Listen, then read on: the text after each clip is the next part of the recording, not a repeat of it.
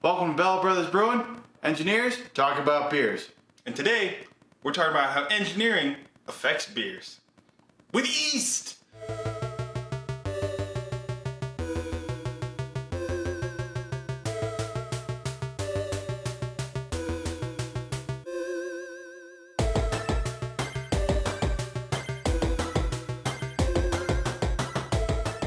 Alright, so today we're going to do a deep dive on yeast, yeast health, and how yeast really is very important to your beer. Because brewers make wort, yeast make beer. Really, brewers are just glorified yeast farmers. Your job is to make the best living conditions for that yeast to do what they need to do. So, when it really comes down to it, you got to know what's most important. So what's most important about yeast? You know what's most important for me is vitality.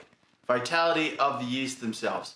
Now, that is once the yeast gets into your wort, how well they're doing as far as the minerals that you've given them, how well they can propagate, how fast they can propagate, making sure that there's no weird off flavors, oxygen to help them out as necessary. Just really like how good of a home did you produce for the yeast. So you want to make sure you got healthy, happy yeast to make healthy, tasty beer. Well, tasty beer.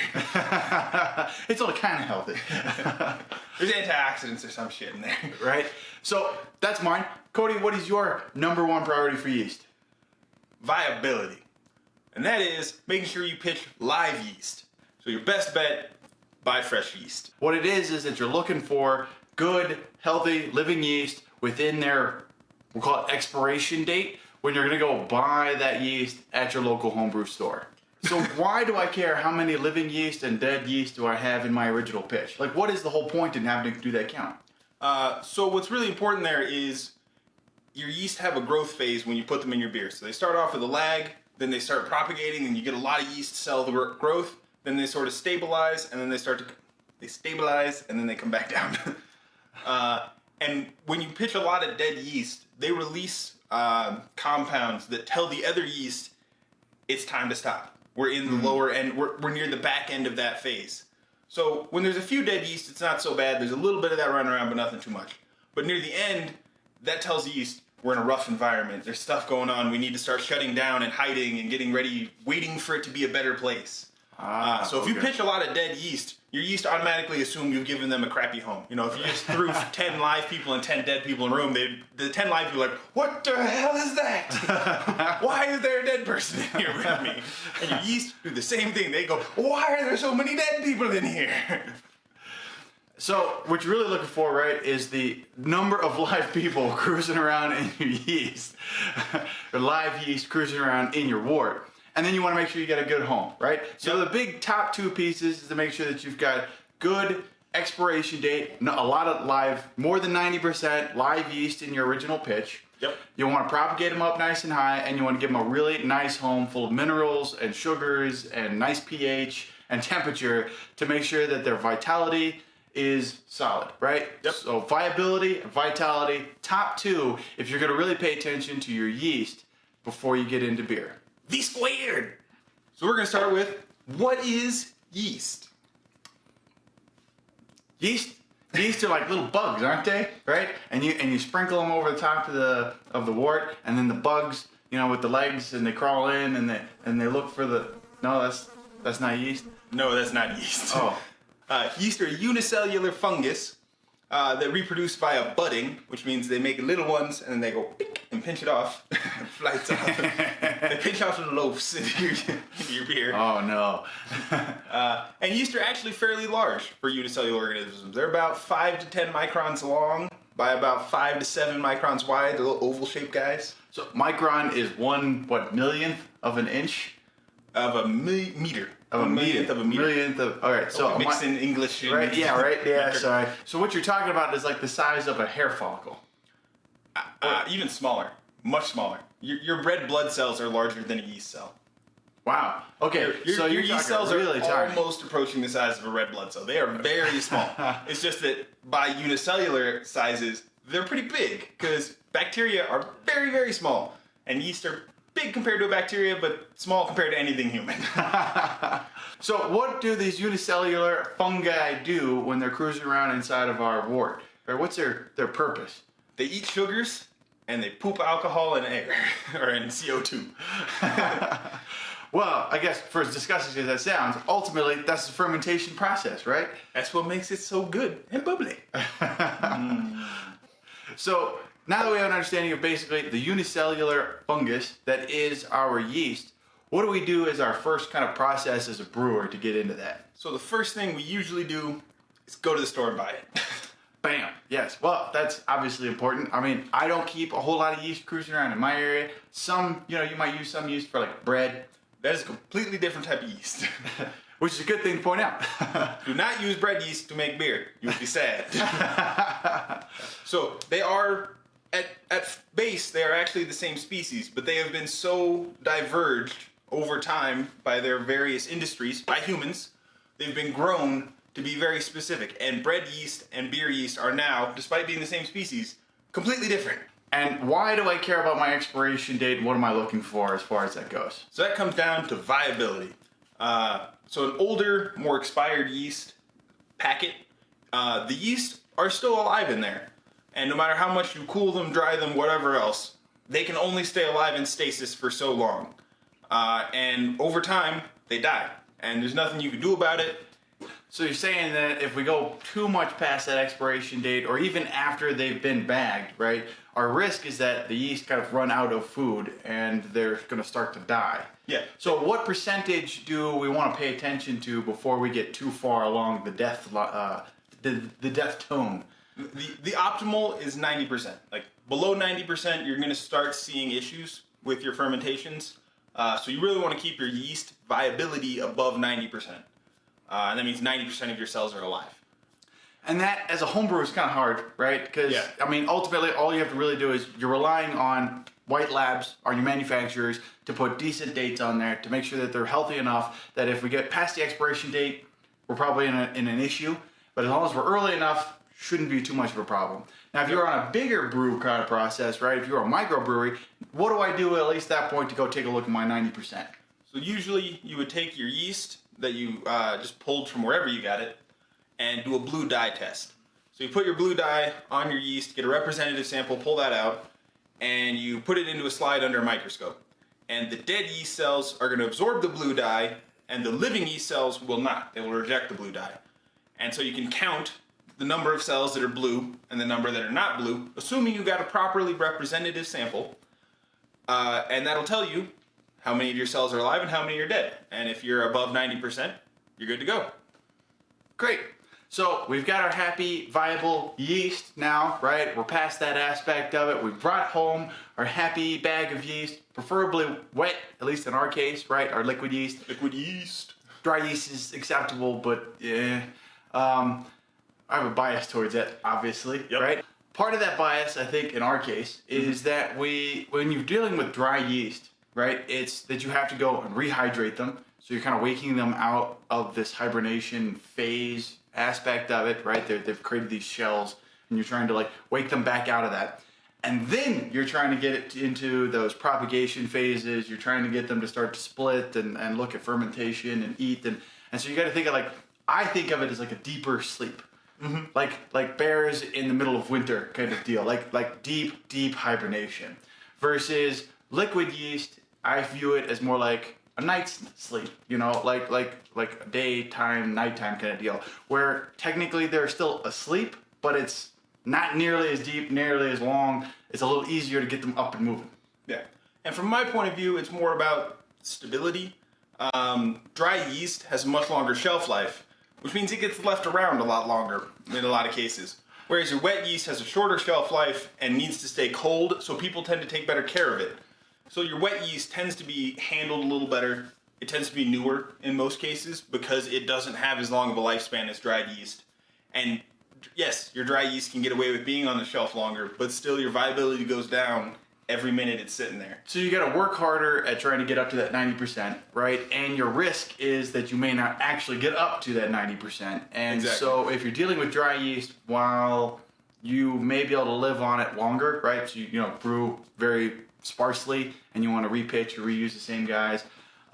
If you're actually going to be brewing that weekend, it's probably a better way to just go get some liquid fresh yeast, liquid slurry wet, yeah, and use it. and use that stuff. So now I've gone out, I've purchased my yeast, I've got my liquid yeast, I bring it home. What am I doing with that point of it, Cody? How do I take this to my next step? So the next thing you're going to do is a yeast starter. And that is about propagation. So what you're going to do is you're going to give your yeast a nice environment. Not as nice as your wort, but just some sugar water, a little bit of protein, and some air. Well, sugar water, I think, gives it the wrong terminology, right? Because really, we use dry malt extract. Yeah, you want to use DME because the environment of your starter is the environment that your yeast are going to adapt to. Yeast are very adaptive. So if you give them a lot of fruit juice, they're going to get really good at fermenting fruit juice. And if you throw them then into some beer, they're going to be like, what's this? This isn't fruit juice. It could be a really fruity beer, I guess. Yeah, I guess it's really fruity beer. But they absorb sugars in certain orders, and you got to be careful with how you do that. But we'll get into that later. Back to propagation. Well, so it's more of an important aspect, I think, honestly, to talk about, that when you're creating your starter, that what you're putting into there, right, is yeast energizer and nutrient. And in most cases, your baseline there is going to be dry malt extract or liquid malt extract. You don't want to use like table sugar, right? Yeah. Like, I think sugar water gives it the wrong impression because you might be looking at like purely just taking table sugar and like mix it in there, right? So we use dry malt extract to get those minerals, right? Minerals, proteins, good environment. the other stuff that is going to be in your beer that they need. So you got it in, you're going to create your starter. How do we create the starter? What are we doing here? Well, so you're going to mix your dry malt into your water, boil it to make sure it's clean of any parasites. Do you want any bugs? No other bugs. No. And then you're going to add in your yeast energizer. And that is different chemicals, minerals, things like that are really going to help the yeast grow quickly. Because the whole point of this is to grow more yeast quickly. You're not worried about flavor, not worried about aroma. You're not going to drink the yeast starter. What you want is a lot of healthy yeast right now. Very quickly, right? Yeah. Many. So like when I buy my yeast, my liquid yeast piece, right? How many cells am I buying? Like 100 billion? Or I think somewhere in that range. about 100 billion About 100 cells? billion. Okay, which seems like, I mean, it's a little tiny tube, right? So like 100 billion cells is pretty significant. But then what we do is we put it into our starter, we can put it on our stir plate, and we get those cranking up. How many cells then do we get to propagate over, say, like a 12 to 14 hour timeline? You're probably going to see about 3 extra generations. So that means each cell that you put in there is probably going to do 1 split, 2 split, 3 split. Now, you're thinking, okay, then that's 300 billion. You're wrong. Exponential growth. So that number, I don't know off the top of my head, because that's a lot of numbers, because you're talking 100 billion times 2. 200 billion. 200 billion times 2. Yeah, okay, yeah. So you So can do it's it 400 cells, billion. So 400 billion Times 2. 800 billion. 800 There you billion go. cells. That's not as hard as I thought it was. No, it's not nearly that hard. I just had to remember math. I'm an engineer, not a mathematician. I have calculators and spreadsheets for that. Right? Yeah, figure out the equation. Let the tools do the work for us. So you're talking like 800 billion. So that's a lot of cells. That's a lot of But cells. when you talk about how tiny they are and how much beer you're going to put them in, because 800 billion is great if you're doing a 5-gallon batch. If I pitch 800 billion into a 50-gallon batch, it's going to be really bad. You have a bad time. So the idea here is that you're propagating your yeast up, right? We use the magnetic stir plate in order to add extra oxygen to really keep them moving in solution. And what that does is because you're keeping them moving, because you're keeping the oxygen moving in, and you're basically forcing the yeast to come in contact with all these sugars and proteins and materials, they want to propagate faster. They kind of get into that kickstart situation. They wake them out of that cold sleep, and then they start going to town. And propagation is that split, right? Mm-hmm. That taking budding. a single cell, the bud, the pinch the tip, and get you 2 cells off the side of that, right? Mm-hmm. Another important aspect of the stir plate is that it helps get the CO2 out of solution. So when you're spinning that up, it pushes your CO2 out of solution and keeps that out of there. And CO2 is toxic to yeast. As I said, that's a byproduct of yeast fermentation. So they don't like it. Nobody likes to live in their excrement. Yeah, they don't want to live in it. So if you can get it out of solution, they will grow faster, which is where the stir plate really comes in handy, is it pulls in oxygen and pushes out CO2, which can help them force and grow faster. Kind of like a human, right? Yeah. We take in the oxygen and we can breathe out the CO2, right? The stir plate is We're kind of doing that for them like in an accelerated pace. Yes. Right. Because, well, they're not really big enough to squirt out too much air. Well, they do just enough, right? They make little tiny bubbles. So now that we've talked about getting so many cells, Why you want more yeast is there is because you have a growth curve for your yeast. So this is the yeast growth curve that we got going on somewhere around us. And you're going to see that there's a lag phase near the beginning. That is the yeast adapting to their environment. They got to feel everything out, make sure it's a nice place before they start doing anything. If you drop them into finished beer, the lag phase is going to start, and then they're going to go to sleep. Because they went, nope, nothing to eat here, it's poisonous, I'm going to take a nap and wait for this to be better. We also run the same kind of problem if you put it into like cold wort. Like near frozen, or like, I mean, like not cold, but like super chilled, right? Too cold for what they want to be doing. Yeah, and your ale yeast, right, really like to be in that 68 to 72 degrees. You know, you could get down to 65, but if you pitch them in something like 40, 30 degrees. Real slow. Right? Yeah. Some of them are going to go to sleep right away. They are somewhat different. You know, they have their own genes. Some, their genes are going to ping that and go, nope, too cold, going to sleep. And they're immediately going to go to sleep. And some of them are like, I'm surviving, and they'll keep working. But anyway, back to what we're talking about. So you got your lag phase right at the beginning, and then once they've decided this is a good place, you go into your growth phase. And it starts off with all of them consuming, fermenting, and creating more buds, and they're pinching off as fast as they can. See, I told you they're like little bugs, and they cruise around and they eat things. And They ride around on bubbles. They create CO2 bubbles, and then they ride around on the CO2 So yeasties are like little cowboys. They run around. I guess you could think of it that way. So you start getting your growth, and during this phase, the yeasts are fermenting because of a thing called the Crabtree Effect. You would expect that they would be using oxygen. You know, you oxygenate your wort before you... Crabs on trees. And then they're on trees? Yeah, crabs on trees. Or is it more Crabtree in the sense of like a last name? A last name. It's a guy named Crabtree, I'm guessing. I'm a guess guy. The brewing stuff happened in the past. It may have been a woman, but a guy took credit for it, so now we call it the Crabtree Effect. History. Anyway, Crabtree Effect describes the fact that yeast prefer to ferment, which means they do an anaerobic process, which means they do a process without air. That is what anaerobic. Aerobic is with air. Anaerobic is no air. So no matter how much air you put into your wort, yeast will use fermentation as long as there is around 1% sugar in the solution they're in. Just 1%? Just 1%. Any amount of sugar is enough. They're going to do an anaerobic fermentation. But what about like complex sugars, like the super complex ones? You know, because they leave sugars behind, right? The yeasties do their thing, and we still taste sugar. 1% glucose. They do not like big sugars. Okay. Yeast are little guys. They cannot eat larger sugars. Anything above a 4-unit sugar, they cannot eat. And even only certain yeast can eat 4-unit sugars. Most can only use 3-unit sugars. 3 units. So a unit, you're talking like an atom?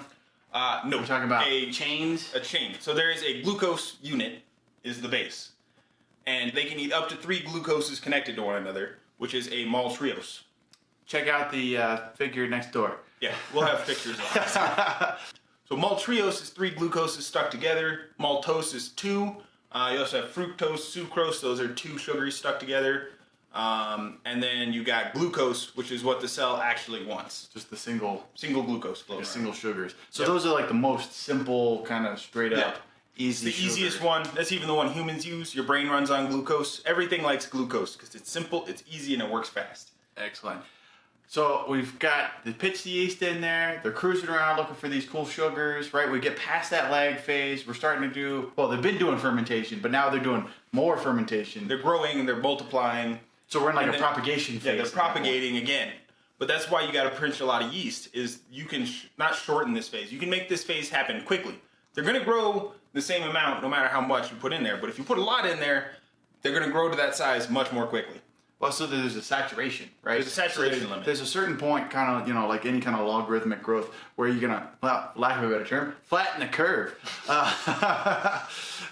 But ultimately, right, you kind of reach a saturation phase where there's enough yeast to be able to do what they need to do and enough room for them to grow to that point for the sugars, right? Mm-hmm. But they're not trying to grow more because otherwise they're going to get packed and there's not enough real estate. And then you got to move out like into the suburbs.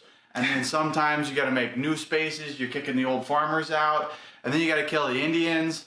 And then... I think you're getting off track here. You're going into American history. I'm sorry. Yeah. Running out of real estate space, right? So what ends up happening is the phases starts to level off. They grow a little more slowly because there's saturation. and some of them start to die, and some of them produce new. But that phase equals out. But you're the saying ones that- dying are being replaced at about the same rate. So they balance. They balance out. So they only replace themselves. Right, so you don't have like one yeast cell that propagates with another yeast cell and makes like 15 different yeast cells below that. You're going into American history.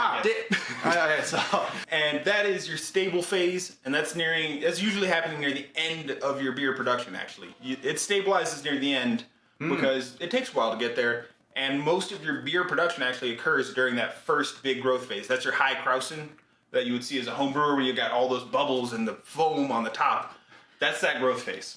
and that's where we want that to be like vigorous. We want it to be healthy. We want it to be reasonably fast because we don't want to wait forever to get our beer. Well, and that keeps you from getting any infections. Oh. The more yeast there are, the less other buggies can be floating around. So you want that phase quick, and you want it strong. So now we've got like a ton of yeast cruising around. Well, not thanks. So we've now done most of our fermentation, right? Theoretically, right? So we've done our growth phase. We've kind of reached the saturation phase.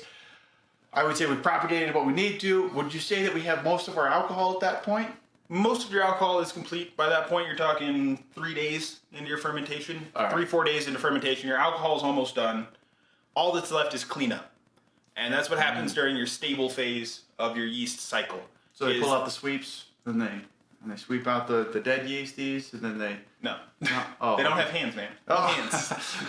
They don't even have flagellas or anything. So then what do the yeast clean up? So they clean up the byproducts of their fermentation in the first place. Well, So isn't that what we're looking for, though? Like the byproduct, right, is the CO2 and the alcohol. there are other byproducts. There are more byproducts. More byproducts. Are they just like messy eaters? They just Yes. get shit out all over the place? When there's a lot of food, they're messy eaters. They just slam through it as fast as they can, leaving shit everywhere. And then, near the end of the phase, once they've eaten all the food, they come back and go, well, I'm still hungry. So then they eat through the scraps they left on the table. Ah, okay. You have these yeast, they're now going back, they're gonna go clean up their mess now that they've blasted through all of that, right? And you've got all these byproducts, right? These byproducts, if you don't let them go back into the cleanup, those cause your off flavors, right? Those are your diacetyl, your acetaldehydes, DMSs, sulfurics, some of your phenols and esters, right? And those are all sorts of flavors. I mean, just that list alone right there, you've got like green apple, you've got sulfurs, you've got smokies, you've got butter. Yeah, you've got butter, you've got medicinal, Band-Aid, plastic, phenol, like alcohol or like fusel alcohols, gasoline. You can go into cheese or foot or puke. I mean, so There's a whole lot. There's a whole list of these like weird, funky flavors, right, that are not good for you whatsoever. So you got to let those yeast go back, right? Clean it up. They do certain reactions. Some of it is eating, some of it's other processes that they do that then either reduce or completely consume these other products. And that's why you got to let your yeast sort of rest at the end and deal with this. That's also why you see a diacetyl rest a lot of times, which is where you bring the temperature up just a bit near the end of a fermentation. It's to increase the yeast activity to really help them clean up the diacetyl at the end of your beer. Because nobody wants buttery beer. Yeah. Because it's gross. Yeah. So the extra temperature, right, you can think of any kind of chemical reaction is increasing the energy that is kind of available and letting those yeast go through. And I think this is a really important note to make sure that when you're looking at your fermentation, when you see that Krausen, the really fat, the bubbly head on that and your bubbler's going crazy, and that may only take 3-4 days, something like that, right? And when it's done, I think I've seen a number of homebrewers take this same reaction. We're like, oh, I'm done, right? That's it. The thing is done. I can now pull my top off. I can move it into my secondary and let it age there, or I can move it there straight into bottles. And I think that's really like a misnomer, like a misunderstanding of what's going on, because we really need that time to go back and fix Let it. the yeast clean. Right. And so now that we've let the yeast clean, it's time to move our beer into secondary fermentation, which you may think, okay, so the yeast is done, right? No more yeast. Wrong. There's still some small yeasties floating around in there, some of the last stragglers that are very resistant to alcohol, very resistant to CO2 in solution. These are the strongest, the survivors. And this is what happens, and those are very important to your secondary fermentation. You want to bring them over and let them finish up the last of the cleanup, and make sure things are good before they fall out and go to sleep. So when you move from primary to secondary, right, usually you go from your big bucket into a glass carboy. And you want to leave behind that whole trub pile that's sitting on the bottom of that, right? And that's a lot of your yeast that have already gone to sleep. Yep. We'll call those either the weaker yeast, the older yeast, or the ones that are just done doing what they need to do. They're kind of finished and they're passed out now on the bottom. So really, what you're keeping behind are those, like you said, the super strong guys, the ones that are great, like live in. Well, and those have different issues. You may not want to keep all your super strong guys. You would think, okay, well that's super yeast, so maybe I should harvest that yeast and propagate it. No, don't do that. I don't want to do that. Why don't I want to do that, Cody? One part of doing that is that those are the least flocculative, which means they stick together and fall out of solution, yeast. Which means if you make a beer with those, it will never be clear. Because you have a bunch of yeast that say, no, I'm not going to stick together and fall out of solution. So you'll have little fuzzies floating around all through your beer. Those are kind of like the radical lefts and the rights, right? The ones that don't like to come together and coagulate. American history again, get out of here. Stop it. This is an engineering video, not an American history video.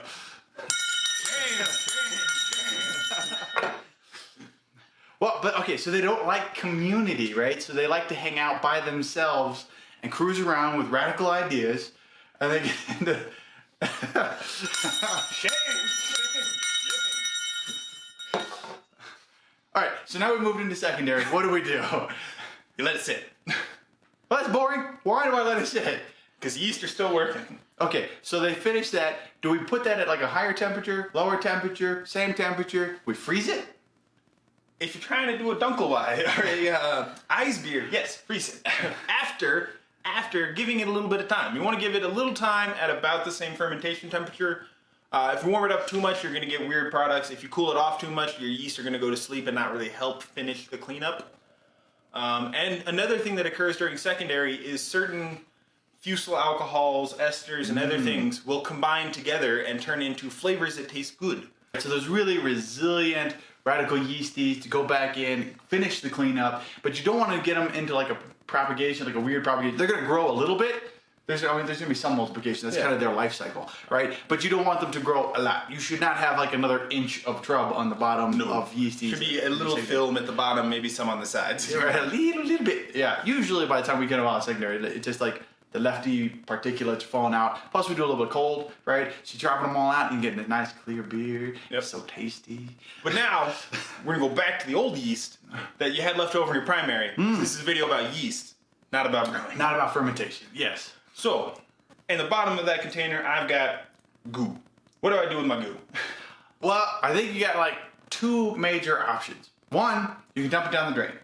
And you can get rid of those guys, and unfortunately, Free them to the sewers. That's right. Yeah, they go away. Theoretically, you should do some hot or something, or put some like sanitizer in there to clear them out a little bit, because you don't want like pure live yeast cruising back into the sewers. Although at a home brewer's level, less of an issue, right? Yep. Microbrew level, big beer, like if Coors dumped all their live yeast into their sewer, the local habitat would have some serious issues on their hands. This is actually a huge issue with brewing. I'm not going to get into it here, but it is a very large issue, and it would completely deplete all of the oxygen from whatever they put it into. That doesn't sound good. No, all it's right, not good. So our first option is to be able to dump it down the drain, right? We're just going to get rid of any of it. But say we had another batch coming around right behind it. Our second option at this point, right, is to repitch those yeast. But I think we run into the same problem where we're looking for that vitality and viability, right? We're looking for that 90% of the yeast, right? So these guys are the ones on the bottom. How do I repitch those guys, Cody? So first you're going to pull them all out, and you're going to do a thing called rinsing or washing your yeast, which is you're just going to mix them with water.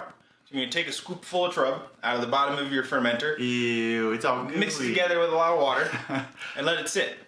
And what's going to happen is you're going to get layers. So you're going to have your pure water on top, some fairly clear water, then some particulate water, and they're going to have a cleanish sort of white looking layer, and then a brown layer. That sounds like segregation to me, right? You got the white.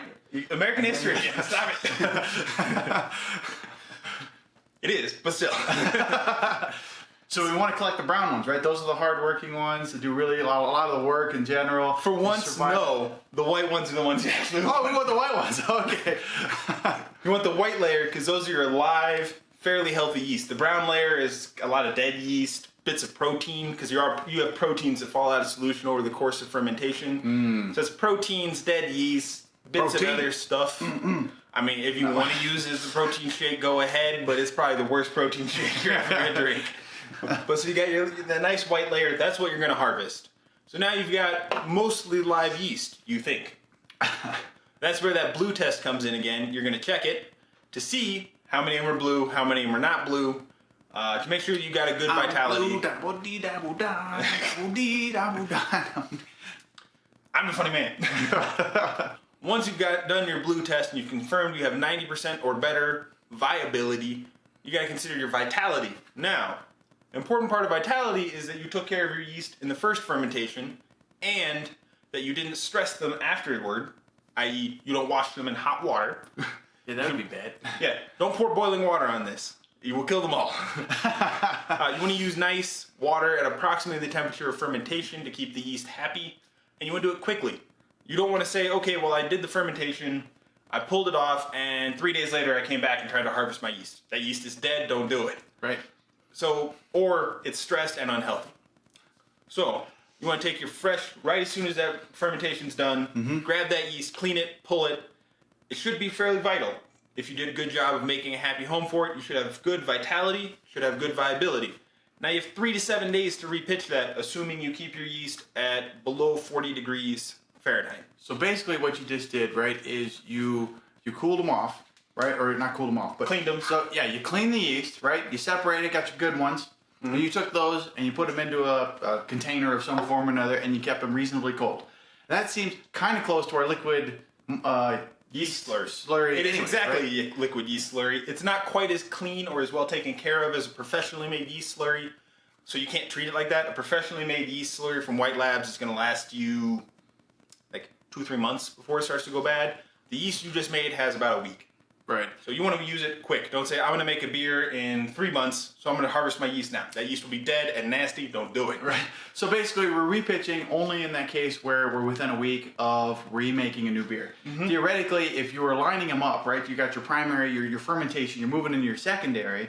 If you were able to rinse your yeast from your bucket and you were brewing that weekend, you could then repitch your yeast really without even chilling it, right? You could separate them out, grab those good guys, and just throw them right on over. And pitch it almost immediately right into your weekend. That's what a lot of professional brewers do, is if they can and they're like, I'm making a IPA today and it's going to be done, and I'm making a pale ale that next brew day, you pull it out, you switch, you clean your yeast, and you take that IPA yeast, throw it straight over into your pale ale, and you're good to go. Assuming it's not too old. So now we're going to get into why and how yeast get old. Now you might think, it's a single-celled organism. It probably already died. How is it old? Well, yes. It is a single-celled organism. A lot of the ones you started with have died already. But their children have genetic drift. Genetic drift. That's like mutation, right? So like Yes. Wolverine, so some of them got cool claws and they got lasers that shoot out, right? And then they like disappear and they teleport. Now you're going into sci-fi. Oh yeah, that's not what they do, huh? No. Okay, so what do you mean by like mutation, right? They're like adapting to their environment. Kind of. Sometimes. Over time, you just get random mutations that get in there that will change their flocculation. It'll change their ester profile. It will change their resistance to CO2 and ethanol. And so you may have started with a nice WLP001 yeast. But after you've pitched it 7 times, so you keep repitching it, you do not have WLP001 anymore. You have random custom yeast that's going to taste like something completely different because it changes. You know, even it adapts to its environment over time.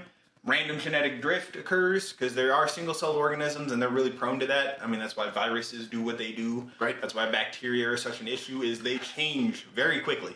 Rapid progression, rapid adaptation. You get yeast that are different, and sometimes that works. But if you're trying to reproduce the same beer over and over again and sell it to people, they don't want random yeast that you've repitched 10, 15 times. Yeah, I can see that being an issue, right? If all of a sudden the flavors started getting a little weird, right? You started tasting like more heavy, or you start going into like English style lambers, you start going, you get weird flavors, because nobody wants like a banana hef yeast flavor In their on IPA. an IPA, right? Like, No, I don't want my banana hop beer. That sounds gross.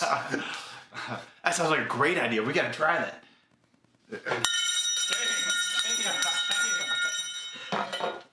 I'm gonna call it Banana IPA.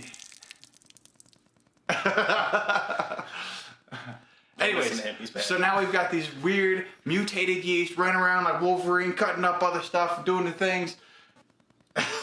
No, you throw those away because they taste bad. All right, so you want ones that look and taste the same as the originals for the most part, and it's hard to tell. So at what point do we know, or is the probability basically stating that we're going to be too many? So you're really looking at about 7 is probably the most you can do. 7 pitches. 7 repitches. Yeah, 7 repitches. And that's important because yeast cells only live for about, on the upper end, 21 plus or minus 2.5 buddings. So they can only reproduce themselves 21-ish times. And on the low end, 10 times. 10 times. Okay. Wow. So, if you're talking about 7 reproductions, you almost don't have any yeast because every time you repitch them, they're going to do about 3 generations themselves. So 7 is 21. That means your first yeast that you started with has probably already died. Or is done. Is done. Way done. Most of the yeast that you started with are dead and have moved on. You're working with their great grandchildren right. by this point. And you all know that the newer generations, right, are such lazy piece of shits, and they're always doing weird things and eating Tide Pods and they're dabbing off of the sides, right? So those later generations, they start getting weird and they do weird things and they funky flavors and they got different ideals. They start causing problems. Asking for quality and stuff. Quality, yes. We're getting into American history. All right, anyways, so you've got these new generations of yeast cells. You've repitched them, we'll say 7 times, right? We're at the end of that. Now what? You throw them away, and you either, depending on how you have your yeast set up, you either go buy new yeast at the store, or if you're really fancy, you got a lot of money like Coors, they have a yeast lab where they actually store under cryogenic conditions the original yeast of that strain. So they can go all the way back, because if you keep it cryogenically frozen, which yeast can survive, well, not quite, it's cold. I'm not sure they quite freeze them. I don't remember the exact temperature off the top of my head. It's got to be just below where the cells start to actually Yeah, you don't want them to freeze and shatter. Yeah. But super, super cold, so much so that their metabolism is very slow. They hardly use up the stored energy that they have. And you can pull from that and propagate up from 5 or 6 cells all the way, and you just keep reproducing until you get up to your usable size batch. 5 or 6 cells seems like a long ways out from my 100 billion that I get to buy at the fermentation store. Yeah, but luckily we have exponential reproduction. But even at 6 cells and exponential growth, You're right? going to pull more than that, but Yeah, you're going to you start with start- a very small, start with a very small sample because you can only take so many. Right. If you take too many, you ruin your mother sample, and you can't get it back. Once you've used up that sample entirely, you just have to hope that you Can find new ones, really. Well, what you would do is Same. split. Is you would take, so you pull some out, you make a new reproduction, you put half of it back, Right. and it's it's only been 1 generation. A lot of those should still be the original cells. You put those back, so it'll keep moderately low genetic drift, and then you propagate the other one up, and then next time you do it, you pull that out, you split it, you put half of it back, and you reproduce back out. So this makes me think that if you went back 1,000, 2,000 years, right? Let's think about yeast and beer way back in ancient Egypt, right? Because that was money. That was what they used to pay their slaves or the workers, right? Well, you can't even pay slaves, right? You pay your workers in beer, and so my thought process on that is the yeast that they were using back then, the wild yeast, the stuff that was kind of cruising around. If you think about time and the generations and the mutations, that had to have a completely different taste or flavor profile than what we've got now. Most likely, it was probably completely different. Because you're talking about something that was old, it's been thousands of years since that yeast existed, and on top of that, they couldn't keep reproducing the same yeast, so their beer changed flavor every batch they made was a different flavor. So that's an interesting concept, right? Wild yeast. When we're talking about certain styles of beer in the same sense, right? You've got wild yeast propagation, when they talk open top fermentation in certain cases. So what are we doing with that? Where do those come from? There are yeast in the air. You breathe the yeast, you are steeped in the yeast. The yeast is one with you and you are one with the yeast. But that's where you get your wild yeast from, is they're just floating in the air. So if you leave a batch open, the yeast floats in on the air currents and lands on your batch, and then you get something. Because you don't know what was in that wild air. Wild yeast fermentations are a risk, and they can really lead to some disgusting beer. If you want to try it yourself, make a batch of beer. Leave it outside somewhere with the top open, or leave it in your house with the top open. The Bell Brothers do not recommend this. Do not recommend. Nor are we responsible for any illnesses, diseases, sicknesses, or death that come from it. That's the other thing. it will likely be poisonous. Don't do that. I mean, do it if you want to experiment. If you want to experiment. Be really careful. But don't blame us if you die. That's not good at all. All right, so we've basically gone from one end of understanding what the yeast is, through all their propagations, through the final deaths and repitches and all the rest of it. Is there anything else that I need to know about yeast before I walk into Yeast 101? No. No. I think you've got everything there is to know about yeast. So For a homebrew level. I think this gives us a pretty good foundation of yeast 101s for the home brewer, the basic home brewer, of why you're going to go pick what you're going to pick, what you need to do with your yeast afterwards, during, all the rest of paying attention. How to make a happy home for your yeast. Yeah, well, that's kind of more like brewing and mashing, which we'll do again. Yep. And if you liked this segment of yeast discussion or scientific discussion with the Bell brothers, let us know. I'm going to throw a poll up.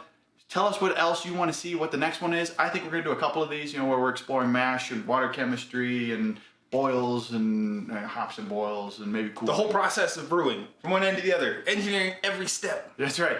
So this is a little bit more engineering scientific than normal, but we wanted to bring something different. Yeah, this is the way we did it, right? This is the way we understand it.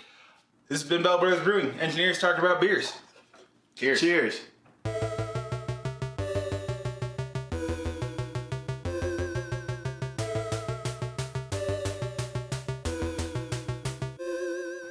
That's gonna get cut. All right, so you're gonna get that white layer. I think I'm keeping most of this. So when I take a hot shower or I clean with antibacterial soap, right? There's a billion tiny lives that scream out all at once as if they all died. Yes. Exactly. We're getting there. Calm thy tits. No.